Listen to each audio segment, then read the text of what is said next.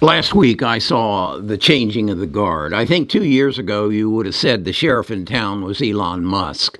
Before that, it might have been Jeff Bezos, or at one point, it was Steve Jobs, maybe even the Google boys. But the new sheriff in town is Jensen Huang. And if I like Matthew McConaughey's, if AI is the Wild West, then data must be the new gold. Well, yeah, and as I said yesterday, the guy who holds the combination or the key to the vault is Jensen Huang. And if you watched my videos last week, I shared with you, he's going around and blessing people. He's going around and deciding who the next Magnificent Seven are going to be. And last week he chose Michael Dell and Bill McDermott.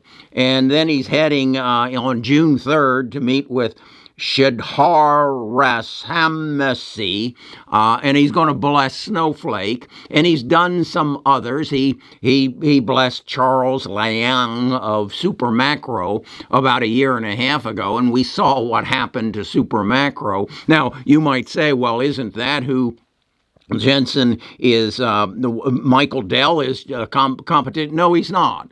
Michael Dell makes PCs. Charles makes computers, servers that go into data centers. No, this is a making of the new guard. I'm thinking of Amy Webb's The Big Nine. Well, Amy, you're going to have to write a new book because the control is changing, and this is what's happening. Jensen's got the product. He's got the semiconductors that weigh 70 pounds and have 3,500 parts on them, and he calls them data centers, and that's what he was giving to Supermacro, and now he's calling them AI machines, and that's going to be produced by Dell and Michael Dell, and he. Watch the video I did last week. It is the birth of a new generation, a new revolution. It's the data revolution, and there's a new sheriff in town, and if you want to play in the park, you're going to have to check in with Jensen. I believe that. So as an investor, what do? Well, we recognize and understand the ecosystem that Jensen is building. If you did not listen to the earnings call for NVIDIA, shame on you. You don't know what's going to happen Tuesday when the market opens up, and Jensen basically says, this is who I'm playing with, and this is who's going to be a part of it. Now, you're also, if you're a big Tesla fan, you need, again, to listen to the earnings call, because although Jim Cramer said that Jensen went off on a tangent about Tesla, he did not. I don't think he mentioned the word Tesla or Elon Musk anywhere in the presentation, unless Jim had a different session with him. But what he did say is our biggest effect of the GPUs, the chips we're making now, in the short term is going to be in EVs. And I want to share with you that I won't mention his name on our earnings call on Friday. Dave, we'll just call him Dave, made the comment. He said, I have a funny story to tell you. And he shared with us that he lives in Florida, and he was driving from the west coast to the east coast and going through Orlando in his Tesla. And he said, I fell asleep. I fell asleep in Orlando in my car. And I woke up and I was on the other side of Orlando. He said, these things work. And he said the only issue he's ever had is with the GPS that is run by Google. Sometimes Google wants to take them through parking lots. But he says, I think they'll get that worked out.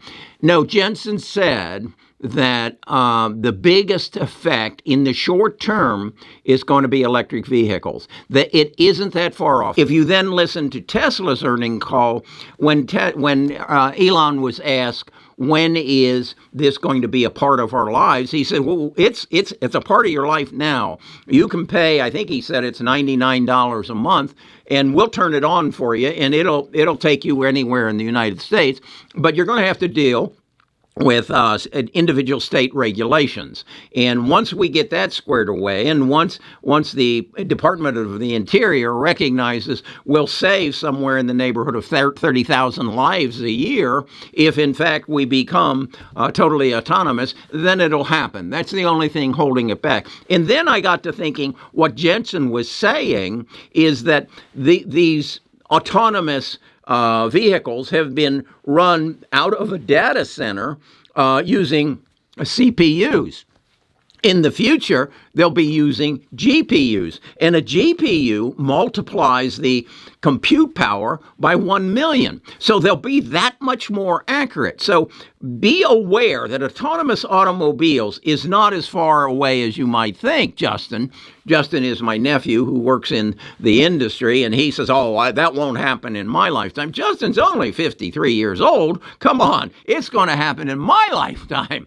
And you know how old I am. So be aware that this is a part of our world, and our world is changing. Again, I want to emphasize, this was written in 2019, the Big Nine, and she was basically saying our world is being controlled and will be controlled by IBM, Alibaba, Microsoft, Tencent, Apple, Baidu, Facebook, Amazon, and Google. That's what Amy believed in 2019. Well, the guard is changing. You need to put NVIDIA on that page. You possibly need to put Dell. You possibly need to put Supermicro. And maybe I need to get further into ServiceNow. And then we've talked about SoundHound and how they're going to be part of this voice interface. You're going to have, that's another thing I want to mention. Someone made a comment when I said that all the PCs in the world, and as far as that goes, I don't know if it stops at PCs, and it's going to go, and I guess a laptop is considered a PC. They're all going to have to be changed. And someone said, that won't happen. And I shared with him, I remember in 1998 when I bought a new computer so that I could put my new Windows 98 on it so I could use Word and Excel. And I said to myself, that's the last computer I'll ever buy. That was in 1998. I would bet I've bought at least a dozen, maybe 24 computers since then. I bought a new Dell a year ago in March, and I can see from the impact that all the data that I'm using, such as ChatGPT, that beautiful picture on the thumbnail of Jensen in a cowboy hat. I just went to ChatGPT and said, draw me a picture of Jensen Huang, the CEO of NVIDIA, in a cowboy hat. And 3 seconds later, that's what I had. I had to put his logo on the pocket, but that's the world we're in. So I just want you to know what I learned last week, what I've now got to learn this week, and we discussed this in our call. What is the buy price on Dell? It's currently selling at $159, and it's near its all-time high. And what is the buy price on ServiceNow? It's right now at $140. I believe I can buy them cheaper, and you'll find that on my cheat sheet. So if you're a Tribe member and you're part of the Platinum Group, go to my cheat sheet. I'll have it up by Tuesday of where I'm going to try to buy Dell and Now. That's ServiceNow. And then I need to buy more NVIDIA. Do I think it'll come down? Yeah. It's pressing its resistance level. In fact, it's blown through its resistance level. But there'll be something happen. Maybe Xi Jinping will invade Taiwan, and I'll be able to buy it less. But that's how I work. And I strive to learn something new every week. So come back next Monday, a week from today, and learn what I learned this week. I'm Kerry Grinkmeyer. I'm a retired financial advisor. I'm here to help you make more money.